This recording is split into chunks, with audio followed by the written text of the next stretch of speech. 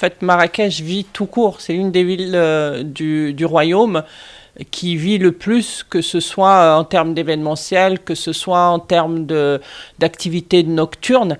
Bah, il y a 2 mois, 3 mois de confinement, 3 mois de confinement où on est tout seul parce que chacun est chez soi. L'activité s'arrête.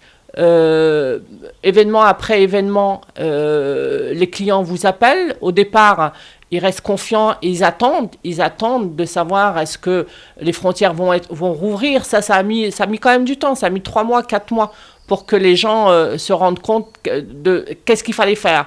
L'un de mes premiers mariages, c'est un mariage que j'avais le 6 juin 2020.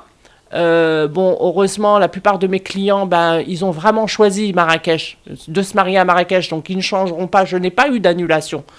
C'est ce qui est bien, malgré tout. Je n'ai pas eu d'annulation, que des reports. Maintenant, même en ayant reporté les dates pour l'année prochaine, pour 2021, au jour d'aujourd'hui, on est sûr de rien. On n'a pas de solution pour l'immédiat.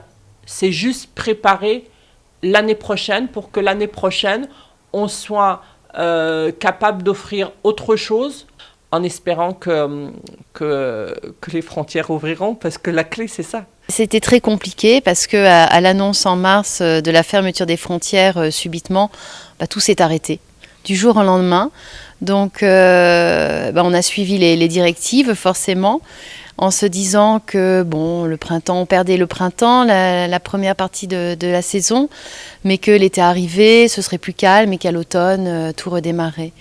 Donc on s'est juste serré la ceinture en croisant les doigts, et puis malheureusement voilà, l'automne est arrivé, tout est toujours fermé, il n'y a pas un avion au-dessus de notre tête, il n'y a pas un touriste dans la Médina, il n'y a pas une société qui vient faire un corporate event à Marrakech, alors que toute la ville dépendait complètement de ce secteur-là, de l'événementiel, alors complètement, on va dire à 90%.